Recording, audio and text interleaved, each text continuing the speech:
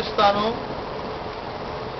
అక్కడ సంఘము ఎలా దేవునికి ప్రార్థన చేసిందో మనం చూడవచ్చు. ఎందుకనగా మనమందరము క్రీస్తు రక్తము చేత కడగబడిన సంఘమై ఉన్నాం. మనమందరము క్రీస్తు సంఘమై ఉన్నాం. మనము అపోస్తుల కార్యములో ఉన్న సంఘాన్ని మాదిరి చేసుకొని వారి జీవితములో నుండి కొన్ని పాఠములు నేర్చుకోవాలి. ఇక్కడ చూడండి, 12వ అధ్యాయం అపోస్తుల కార్యములో 1వ వాక్యాన్ని నేను చదువుతున్నాను. దాదాపు అదే కాలమందు రాజైన హేరోదు సంఘపు వారిలో కొందరిని బాధ పెట్టుటకు బలాత్కారముగా పట్టుకొని యోహాను సహోదరుడైన యాకోబును ఖడ్గముతో చంపెను. ఇది యూదులకు ఇష్టమైన కార్యమని తెలిసికొని పేతురును కూడా పట్టుకొనేను. ఆ దినములు పులియని రొట్టెల పండగ దినములు. అతనిని పట్టుకొని చెరసాలలో వేయించి పస్కా పండగ అయిన పిమ్మట ప్రజల యొద్దకు అతనిని తేవలేనని ఉద్దేశించి అతనికి కావలియుండుటకు 4 చతుష్టయముల సైనికులకు అతనిని అప్పగించెను. పేతురు చెరసాలలో ఉంచబడెను. ఈ మాటను జాగ్రత్తగా వినండి. పేతురు చెరసాలలో ఉంచబడెను. సంఘమైతే అతని కొరకు అత్యాశక్తితో దేవునికి ప్రార్థన చేయుచుండెను.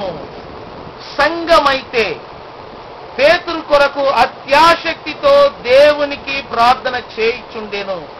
సంఘస్థులారా, మనము దేవునికి అత్యాశక్తితో ప్రార్థన చేయుచుండాలని వాక్యము బోధిస్తుంది.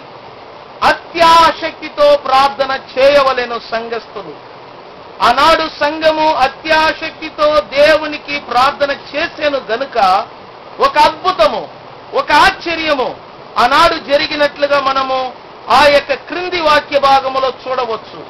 6వ వచనములో చూడండి, హేరోదు అతనిని వెలుపలికి తీసుకొని రావలేనని ఉండగా ఆ రాత్రియే పేతురు 2 సంఖ్యలతో బంధింపబడి 2 సైనికుల మధ్య నిద్రించుచుండెను.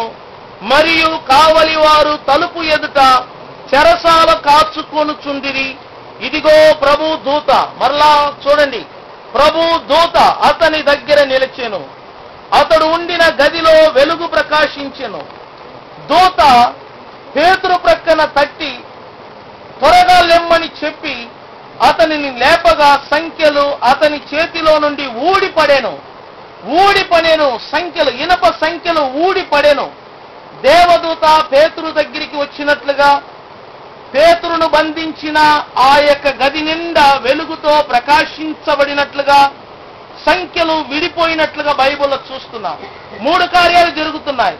పేతురును రక్షించటానికి ప్రభు దూత ఆ యొక్క చెరసాలకు వచ్చినట్లుగా, అలాగనే పేతురును రక్షించటానికి గొప్ప వెలుగు ఆ యొక్క చెరసాల గది నిండా ప్రకాశించినట్లుగా, 3వదిగా పేతురును దూత పిలిచి పట్టి లేపినప్పుడు అతని చేత బంధించబడిన ఇనప సంఖ్యలన్నీ కూడా ఊడిపోయినట్లుగా చూస్తున్నాం.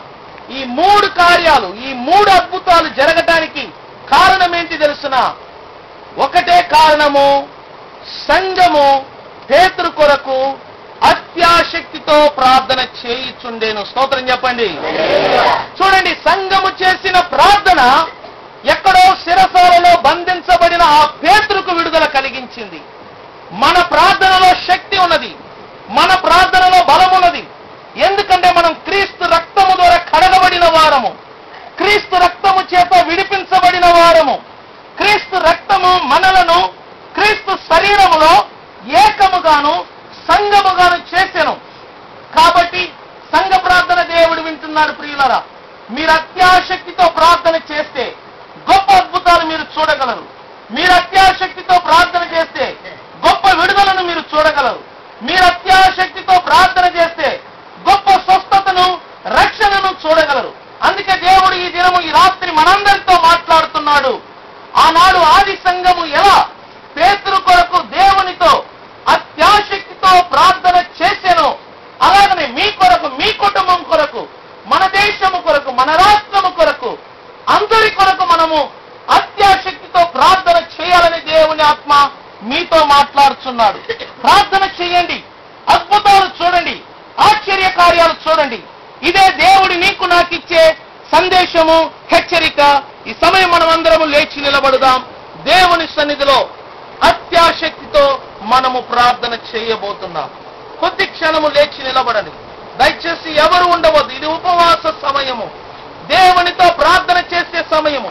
నువ్వు ఏ సమస్యల్లో ఉన్నావో, నువ్వు ఏ బాధల్లో ఉన్నావో, ఏ రోగముతో ఇక్కడికి వచ్చావో నాకు తెలియదు. ఇదిగో అనేక మంది ఫోన్ల ద్వారా, అనేకమైన SMS ల ద్వారా మనలను ప్రార్థన చేయమని కోరి ఉన్నారు. వారికి అక్కడ విడుదల కలగాలంటే, వారికి అక్కడ స్వస్థత కలగాలంటే ఇక్కడ ఉన్న సంఘము దేవునితో అత్యాశక్తితో ప్రార్థన చేయాలి. అత్యాశక్తితో ప్రార్థన చేయాలి. ప్రతి ఒక్కరూ మౌనముగా ఉండవద్దు. రెండు చేతులు దేవుని వైపు ఎత్తండి. ఇదిగో నిన్ను నువ్వు మర్చిపో. నువ్వు నిలబడి ఉన్న ఈ స్థలాన్ని మర్చిపో. నీవు దేవుని పాదపీఠములో నిలబడి ఉన్నావు. దేవుని పాద సన్నిధిలో చేరి ఉన్నావు. దేవుని యొక్క ప్రసన్నతలో నువ్వు చేరి ఉన్నావు. పరిశుద్ధాత్మ సన్నిధిలో నువ్వు ఉన్నావు. స్వరమెత్తి ప్రార్థన చేయి. అత్యాశక్తితో ప్రార్థన చేయి.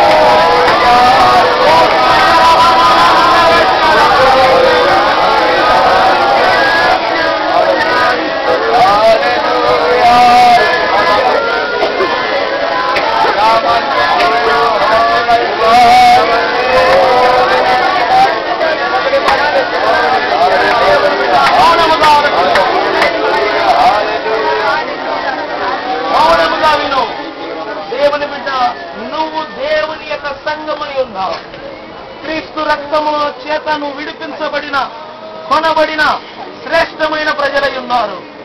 దేవుడు నువ్వు ప్రార్థన చేస్తే ఆయన వినటానికి సిద్ధంగా ఉన్నాడు. నీ ప్రార్థనకు దేవుడు భూమి మీద గొప్ప కార్యాలు చేయటానికి సిద్ధంగా ఉన్నాడు. నమ్మకం ఉంచు, విశ్వాసం ఉంచు. మన దేవుడు గొప్ప దేవుడై ఉన్నాడు. మన దేవుడు ప్రార్థన వినే దేవుడై ఉన్నాడు. అద్భుత ఆశ్చర్య కార్యములు చేయు దేవుడై ఉన్నాడు. ఆలోచన చేయండి. సంఘము అత్యాశక్తితో ప్రార్థన చేయగా శిరసాలలో ఉన్న పేతురును దేవుడు తన దూతను పంపి రక్షించాడు. అద్భుతము జరిగింది జైల్లో, ఆశ్చర్యము జరిగింది జైల్లో. ఇది ఎలా సాధ్యమో? సంఘ ప్రార్థనే దానికి సాధ్యము కలిగించినది. నీ ప్రార్థన నీ కుటుంబాన్ని రక్షిస్తుంది. నీ ప్రార్థన దేశాన్ని రక్షిస్తుంది.